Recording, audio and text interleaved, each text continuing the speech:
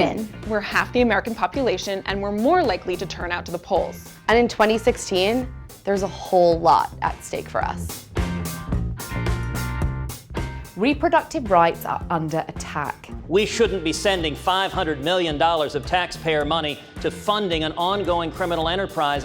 The Supreme Court is in the middle of weighing HB 2, a Texas law that has forced over half of the state's abortion clinics to shut down. And Congress keeps threatening to defund Planned Parenthood. There's a good chance the next president will pick the next Supreme Court justice.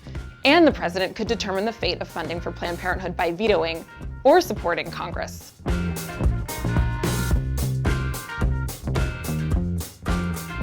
The U.S. is the only industrialized country in the world with no paid maternity leave. Study after study has shown that paid family leave makes a huge difference to women's mental health and makes us more likely to return to work after we become parents. The next president would have the power to push for paid family leave at the federal level. That the United States must end the international embarrassment of being the only major country on earth, the only one, which does not guarantee workers paid medical and family leave. Women who work full-time earn just 79% of what men make on average. And it's way worse for women of color.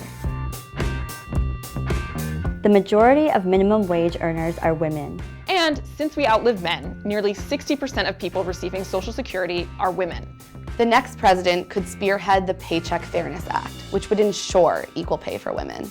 He or she could also help raise the federal minimum wage. Women are now more likely than men in this country to get a college degree. And student loan debt is especially hard on women because of the gender wage gap. The next president could make this issue a priority. Women in the US are 11 times more likely to be murdered with guns than women in other high-income countries, and 3.5 times more likely to be killed by intimate partner violence. But not every candidate sees this as cause for alarm. Somebody attacks me. Oh, they're going to be shocked. Can you imagine? Somebody says, oh, there's Trump, he's easy pickings. What'd you say? The next president could help revive gun legislation, tightening gun laws and taking executive actions to reduce gun violence. Remember, the president has the power to set the agenda And can appoint Court of Appeals judges and district court judges who decide the vast majority of civil rights cases in this country. He or she can also bring about real, immediate change on the issues that affect women daily, like their wages, their safety both at home and outside of it, and their fundamental right to control their own bodies. So, ladies, let's get out there and vote.